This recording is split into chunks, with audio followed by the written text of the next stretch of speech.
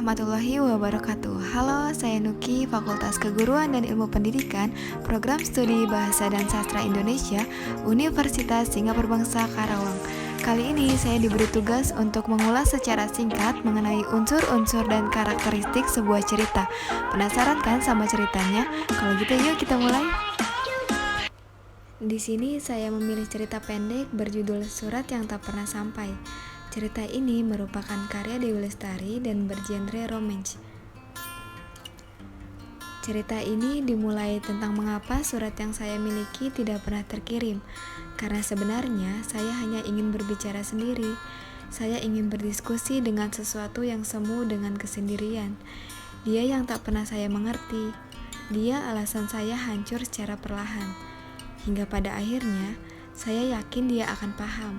Atau setidaknya sedikit saja memahami betapa sulitnya perpisahan yang dilakukan sendirian. Ketika surat itu tidak di titik terakhir, akankah kamu tersadar jika saya memiliki surat cinta yang tak pernah sampai, yang sebenarnya tertuju padamu?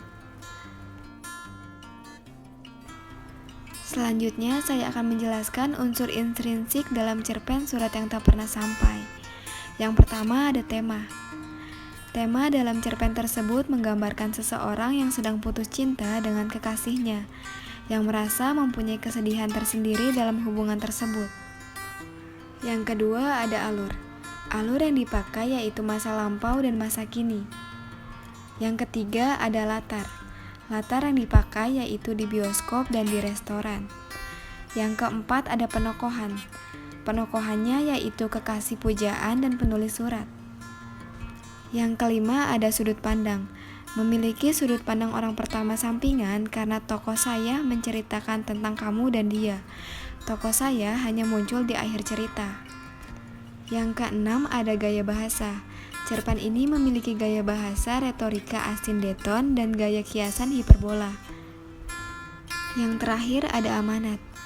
Amanat dari cerita ini adalah perhatikanlah sekitarmu dan jangan hanya menatap satu sudut. Lihatlah sudut lainnya. Walaupun memang kita hanya memikirkan cinta kita yang tertuju pada seseorang, hingga tidak sadar ada orang yang mencintai kita, karena kita hanya fokus kepada cinta yang kita kejar, dan tanpa sadar, kita telah menyakiti orang yang mencintai kita dengan tidak peduli dengannya. Dan karma pun datang kepada kita ketika seseorang itu sudah tidak peduli kepada kita. Sekian penjelasan dari saya, kurang lebihnya mohon maaf. Assalamualaikum warahmatullahi wabarakatuh.